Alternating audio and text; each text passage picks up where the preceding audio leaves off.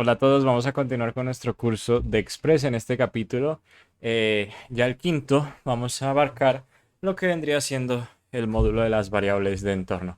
Ya tengo el código listo, por lo que pues no me gusta, digamos, tenerlo en otro sitio e irlo transcribiendo, más que bueno, estoy haciendo commits pasados. O sea, ya tengo unos commits adelantados, ya tengo el capítulo 6 hecho también y estoy trabajando en el séptimo todavía. Y entonces tuve que devolverme al quinto pues para explicarlo porque al final de cuentas pues son dos enfoques distintos que para los dos estoy bastante bien, sea light coding que estoy desarrollando la solución a la par en la que estoy grabando, obviamente haciendo cortes, y otro que ya es con el código hecho. Únicamente lo tuve que hacer hecho porque bueno, ya donde lo estaba haciendo no tenía acceso a grabar, entonces adelante de esa forma. Por cierto, recordándome esto, eh, bueno, en caso de que pues vayan a guardar en repositorio de Git, recuerden agregar en Git nodes, node modules, que a mí se me había olvidado. Y ahí también agregar el dis, porque el dis no está relevante del todo. Ahora sí, ¿qué es lo que vamos a implementar? Módulo variables de entorno. Sí, esas variables de entorno son las que yo me refiero a que cuando utilizamos process.m. En este caso, nosotros solo estamos utilizando variables de entorno, bueno, entre muchas comillas, en este punto de acá. Nosotros acá teníamos puerto 3000 y pasábamos acá puerto 3000 y lo reemplazamos por esta declaración de aquí. En este video sí me puedo permitir agrandarlo un poquito más porque no vamos a hacer light coding. Este fue el único cambio que hicimos, al menos en esta parte, y como pueden ver, estoy llamando una clase, ejecuto un método obviamente estático y por último, del objeto que recibo de este método estático, accedo a un getter que en este caso sería getPort. O sea, estoy obteniendo el puerto que especifica en las variables de entorno. Pero esto cómo es posible, porque mucha gente está acostumbrada a, por ejemplo, a hacer process. Me parece que era process.m, ¿cierto? Si era process.m y, por ejemplo, port, ¿no? Pero pues hay que hacer ciertas comprobaciones, como por ejemplo, ¿qué pasaría si estoy en un ambiente de desarrollo, de producción, de testing? Primero que nada, voy a colapsar esto de variables por ahora. Y por otro lado, ¿qué pasaría si no se digita una variable de entorno, ¿no? Porque acá puede ser string o undefined, o yo por un accidente puedo escribir port o algo así por el estilo. Y entonces digamos que esto está muy propenso, o sea, esto es propenso a cambios y a fallar fácilmente. Entonces, la solución que yo propongo es la siguiente. Vamos a partir de una clase, yo creé una carpeta llamada variables y en variables creé con la pronunciación variables, de paso. O sea, bien pronunciado en inglés. Ay, me ahogué. Y tenemos una clase environment y una carpeta environments. Aunque bueno, esto lo puedo llamar contexto. Yo al principio lo llamé contexto, pero pues estoy más acostumbrado más bien como diferentes tipos de ambientes, porque está el ambiente de desarrollo, de producción, de testing. Entonces prefiero llamarlo así. Y acá es donde yo tengo diferentes tipos de archivos. Como pueden intuir, tengo de desarrollo, de producción y de testing. Y esto depende de un solo comando. Primero que nada, bueno, de un parámetro que vamos a pasar. Primero que nada, quiero que vean que también en el package.json hice un cambio. Y es que, what the heck. Y es que al momento de yo, por ejemplo, ejecutar para producción, estoy pasándole como variable de entorno base node-env. Y le estoy diciendo que es production. Y ya luego ejecuto mi aplicación. Y por otro lado, en desarrollo, le estoy diciendo que utilice node-env development. Acá lo mismo, dev2.watch development. ¿Por qué?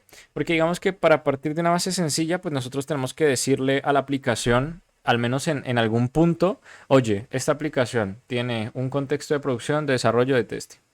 Y la única forma de hacer eso es por medio de una variable de entorno que le podemos pasar al momento de ejecutar el proceso de Node.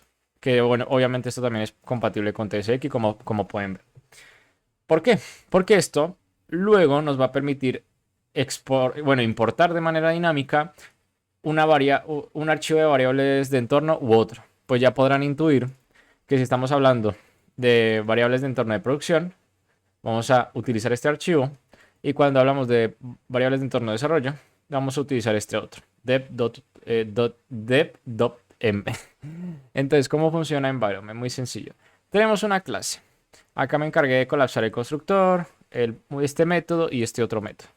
¿Por qué? Porque primero quiero que entiendan cómo es el funcionamiento al menos de esta solución, porque si les soy honesto, es la primera vez que yo hago esto, o sea, nunca lo había visto en un video, o sea, entre comillas, es una idea original mía, de haber encapsulado la lógica de la lectura de variables de entorno para que sea lo más intuitiva posible y que tampoco sea tan difícil de entender.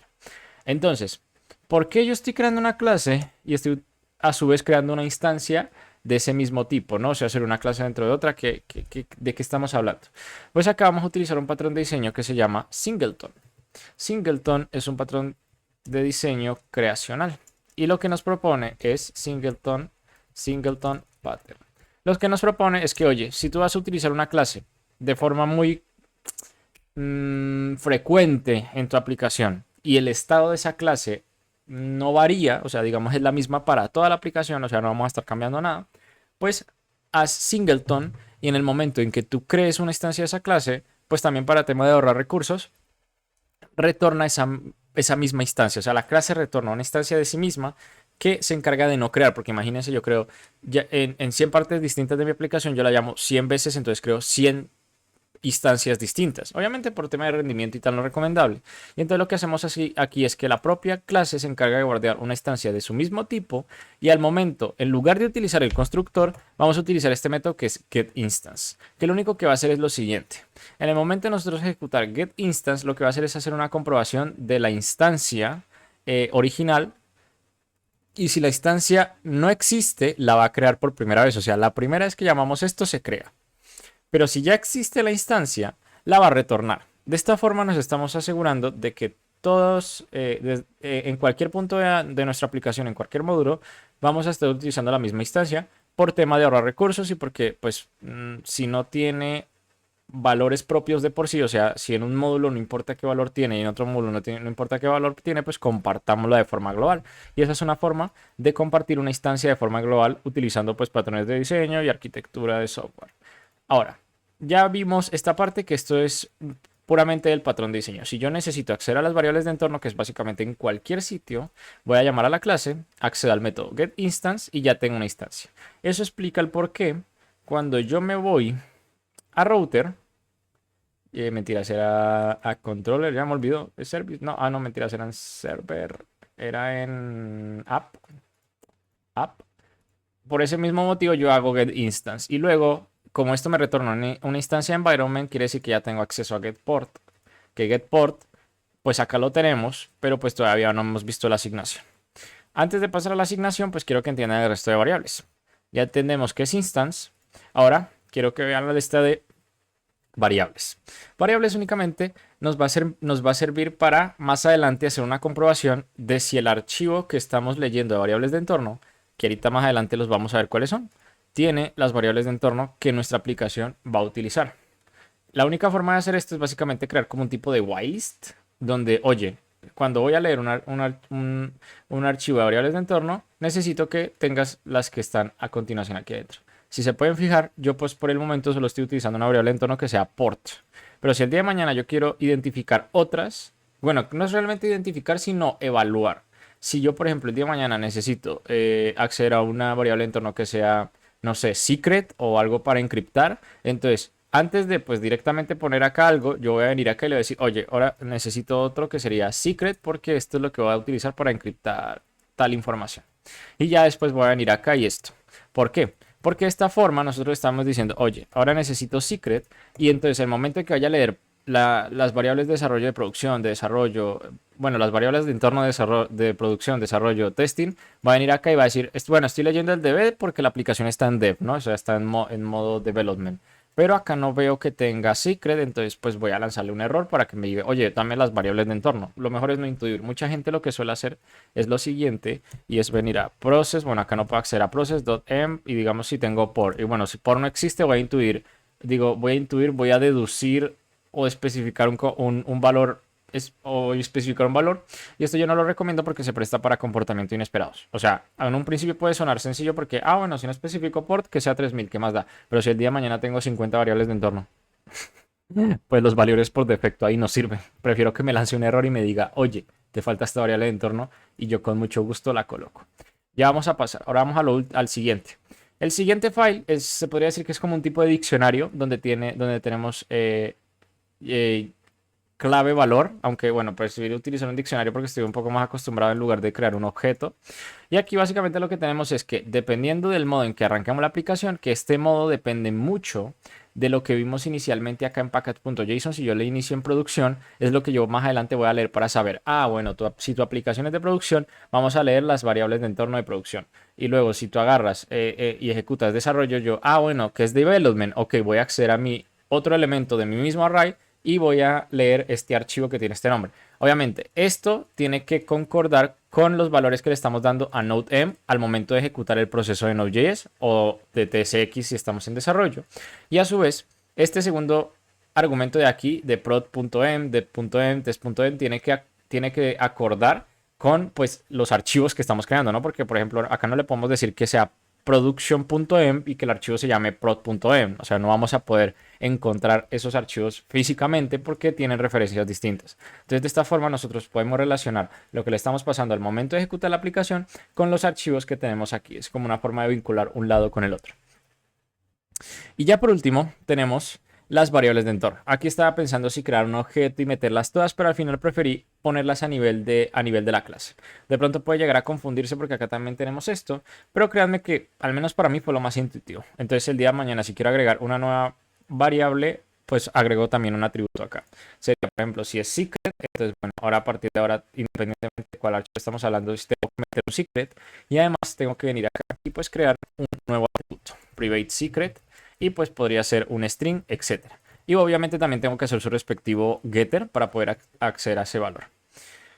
Ahora vamos a la parte de revisar variables, porque en el constructor ya vamos a la parte de revisar variables.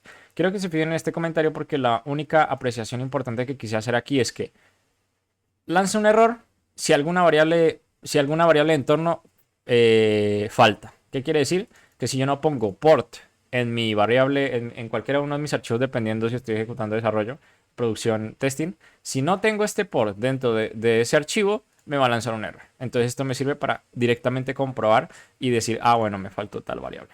¿Cómo funciona este archivo? Muy sencillo.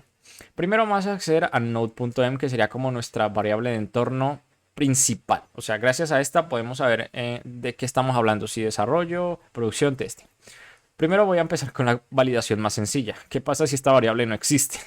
Pues vamos a decirle, oye, si node es undefined, vamos a obtener todos los contextos. Bueno, aquí conservé lo de contextos, pero pues lo mejor sería más bien environments, o sea, ambientes, para que se pueda distinguir entre producción, desarrollo, testing, porque acá lo que voy a hacer es acceder a files.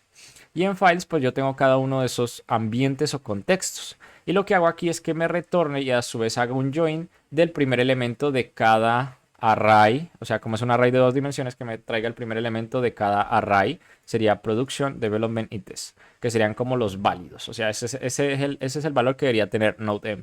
Debería ser uno de estos tres. Entonces, si no lo tiene, bueno, que le avise al usuario y dice, no se ha definido el entorno de ejecución, entornos disponibles y que pues le pase una lista de los entornos que supuestamente están soportados actualmente. Obviamente, si el día de mañana quieren agregar más entornos, entonces tienen que asegurarse de que en el Node.m al momento de ejecutarlo tengan el valor que especificaron acá y a su vez que dicho archivo exista. Después de esto, ahora vamos a obtener lo que vendría siendo, pues, esto es un poco, esto es adicional, esto en CommonJS solía venir por defecto, que es el mítico file name y el típico dir name. Me gustaría hacer una prueba ahorita mismo, a ver si lo alejé. Me gustaría hacer una prueba ahorita mismo justo para eso, porque no estoy seguro si dir name. No, dir name ya no existe en las versiones más recientes, aunque en el lo escribí bien. Dir name sí, file name tampoco. Esto antes se utilizaba como una variable global, por decirlo de alguna forma, para acceder a el nombre de archivo actual, que en este caso sería environment.ts, y el otro para acceder a la carpeta del archivo, que en este caso sería variables. En este caso se utiliza la siguiente instrucción para poder obtener el nombre de la carpeta actual, porque en base a esa carpeta es que voy a poder acceder luego a la carpeta de environments o bueno, de ambientes o de contextos para acceder al archivo correspondiente. Porque ya en este punto ya Node.m es una de estas tres. De hecho, valdría la pena tiparlo de tal modo que, por ejemplo, podríamos decir, más adelante lo hacemos para no confundirlos más de pronto. Y bueno, acá lo que hacemos es obtener dicha URL y luego pues convertimos esa URL del archivo en únicamente una URL de la carpeta. O sea, acá file name sería todo el path hasta environment, que sería copy path, si no estoy mal. Copy path sería este de acá, control shift C, para que lo puedan ver. Este sería todo el path desde home, Crislo, document, sync, ta. Y luego el dir name pues sería lo mismo quitándole environment.ts. O sea, ya es la carpeta como tal. De hecho me subraya porque creo que si lo mando me va a traer efectivamente a la carpeta sin ni siquiera utilizar cd. Entonces, después ya de tener la carpeta, lo que va a decir es, oye, voy a utilizar PineJoin para utilizar la carpeta actual y a su vez acceder a la carpeta environments. Para los que no están acostumbrados, aunque les recomiendo saber cómo funciona la biblioteca path, aquí lo que permite es básicamente vincular una carpeta con una carpeta hija pues para poder acceder a esa dirección. Esto se encarga de, por ejemplo, si yo estoy en Windows, ustedes ya saben que en Windows utiliza barra invertida doble, si no estoy mal, y en sistemas Unix es nomás la barra así, que es mucho mejor, más intuitiva. Pero pues digamos que por tema de compatibilidad y ya que es una costumbre, pues digamos que independientemente del sistema utilicemos este join y ya se encarga de unir y normalizar, como bien dice acá, pues esas rutas, ¿no? Agarra la ruta actual y ahora nos vamos a meter a la carpeta environments. Eso sí, si el nombre de la carpeta cambia, aquí lo tienen que cambiar.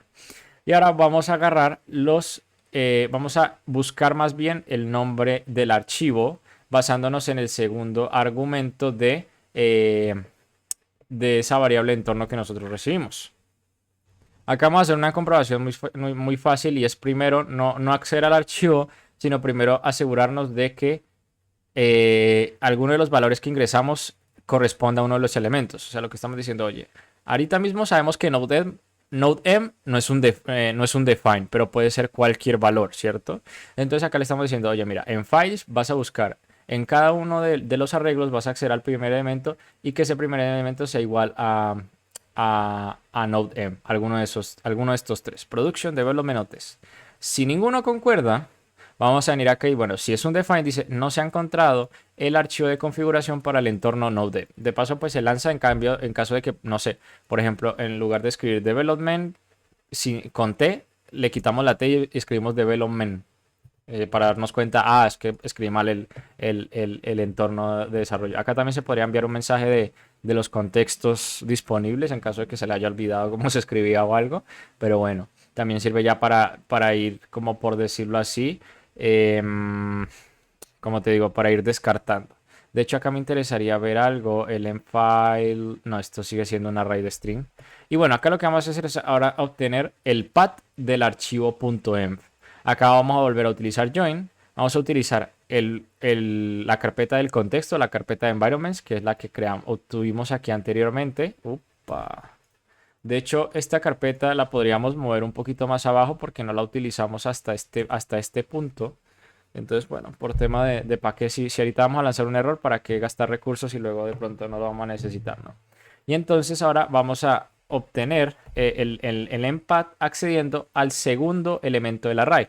O sea, anteriormente llegados a este punto, porque ya lanzamos un error acá, llegado a este punto, nuestro node_m debe ser o producción o development o test. Basándonos en eso, ahora con ese elemento ya aquí, que es el mfile, vamos a acceder al segundo elemento, que ahora sí sería el nombre del archivo, prod_m, dep_m o test_m. En ese caso, bueno, en ese orden de ideas, pues vamos a obtener esa ruta y ya por último vamos a utilizar .env para cargar ese archivo. O sea, ya llegamos aquí y se supone que dependiendo del node_env inicial, ya pues según esta relación que hicimos al principio, pues ya estamos cargando ese archivo. Algunos se llegarán a preguntar, pero estás utilizando .env, pero ya JavaScript, digo, Node.js en variable ya tiene de forma nativa soporte a variables de entorno. Yo les voy a decir, tienen toda la razón del mundo. El problema, o hasta al punto donde yo sé, no se pueden leer de forma dinámica o no se pueden importar. O sea, se puede especificar un archivo, pero no se puede importar directamente dentro del código. Entonces, ¿qué pasa si yo quiero ejecutar un entorno, bueno, depende. ¿Qué pasa si quiero ejecutar node, mi npm run dev y de pronto también lo quiero utilizar con test o algo así por el estilo? O sea, son diferentes enfoques, realmente también podrían haberlo hecho de esa forma, pero bueno, o sea, que sepan que al menos no se podría hacer toda esta comprobación de aquí de la forma nativa porque pues no hay soporte hasta el momento de esa forma, solo se puede especificar en un archivo y ya luego le decimos, oye, mira, lee el archivo .m que te estoy pasando y ya, pero no, hasta ahí llega la API de variables de entorno. Así que, bueno, un poco decepcionante, entonces tenemos que seguir utilizando .m para eso. Ya por último, una vez ya tenemos el archivo, ahora sí tenemos que acceder a utilizar process.m para validar que cada una de las variables exista. O sea, en este punto ya hemos cargado un archivo válido. O sea, válido. O sea, ya accedimos a un archivo válido dependiendo si estamos hablando de production, development o test. Ahora, en segunda instancia, vamos a tomar las variables que supuestamente tenemos acá registradas y en función de ese archivo que ya cargamos, o sea, ya process.em.etc, ya tenemos acceso, ¿no? En este caso vamos a utilizar cada una de las variables, la vamos a llamar key y entonces vamos a ir evaluando. Esto lo que va a hacer es retornarme un valor si esto es true. O sea, digamos que si este valor de aquí que se obtiene es false, no me lo va a retornar, pero pues como acá estoy utilizando el operador de inversión, si no estoy mal, que básicamente convierte esto a true, entonces hace que se devuelva. ¿Por qué? Porque estoy devolviendo el valor en lugar de obtener el original. Pues porque primero no voy a utilizar el original y lo que quiero detectar es las que faltan, no las que tengo. Entonces por eso hago esta inversión aquí. Para luego, pues en este array decirle, oye, mira, si la longitud del array es mayor a 0, quiere decir que alguna faltó.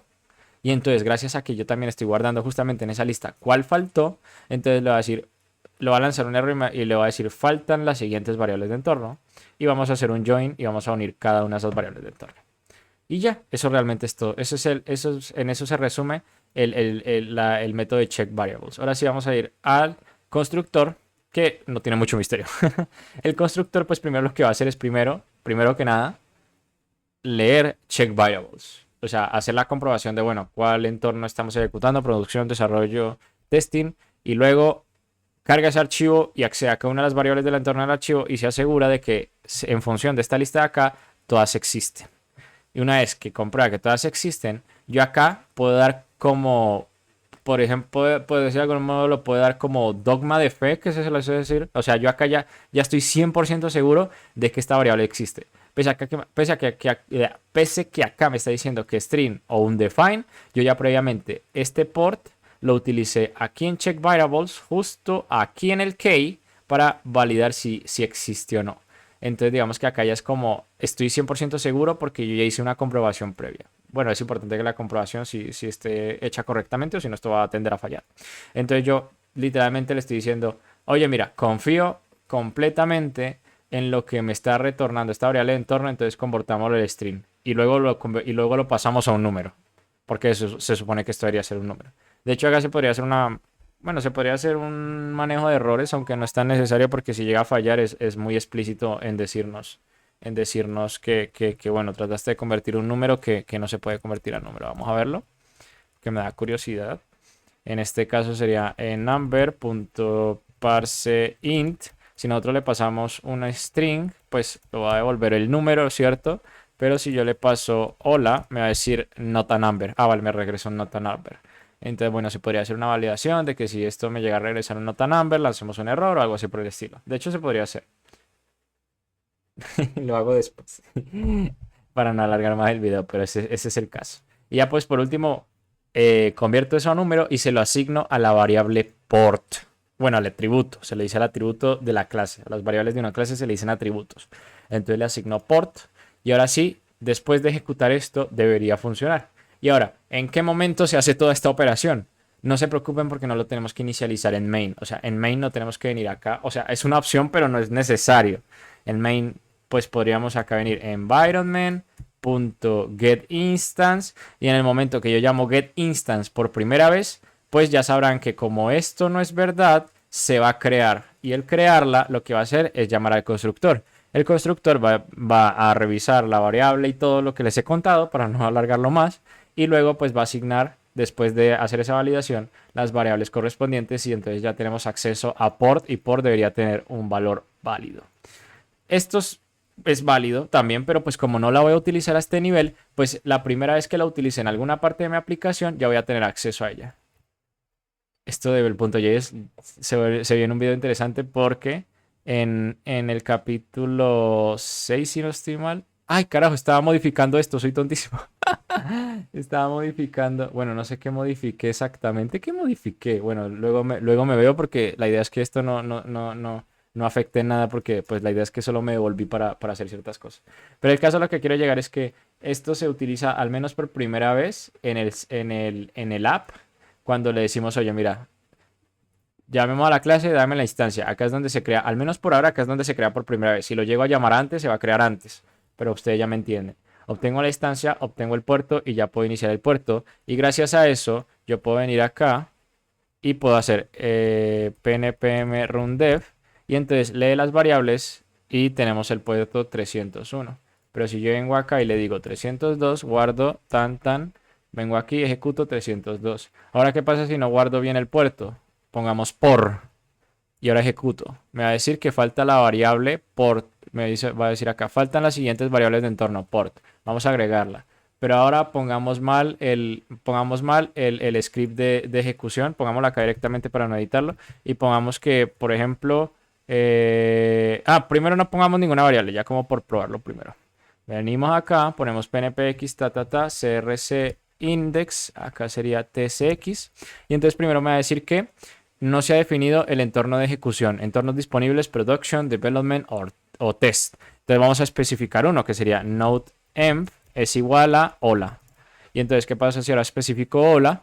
Me va a decir, no se ha encontrado el archivo de configuración para el entorno hola. Bueno, la lectura es un poco distinta, un poco diferente, pero eso lo podemos agregar más adelante en el módulo de manejo de errores. Pero entonces ahora sí, si por ejemplo yo pongo correctamente development,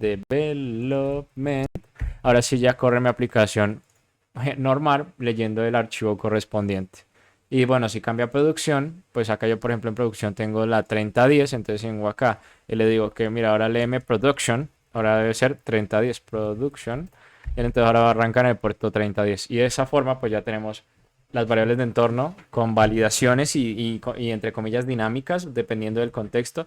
Y nada, espero que este video haya sido de utilidad y nos estaremos viendo en la próxima ocasión. En la próxima ocasión se viene, si no estoy mal, bueno, la embarré porque acá no lo tengo escrito. El capítulo 6 era... No me acuerdo qué era el capítulo 6. Ah, vale, el capítulo 6 era una herramienta para convertir los puntos Y, o sea, los módulos que vienen sin extensión, ponerles extensión. Es un capítulo que no es 100% necesario, pero pues yo lo quise hacer como por un ejercicio de, bueno, ¿cómo puedo modificar yo a mi manera los archivos que genero después de transpilarlos? Pues al igual que como hacía la herramienta que vimos anteriormente, ¿no?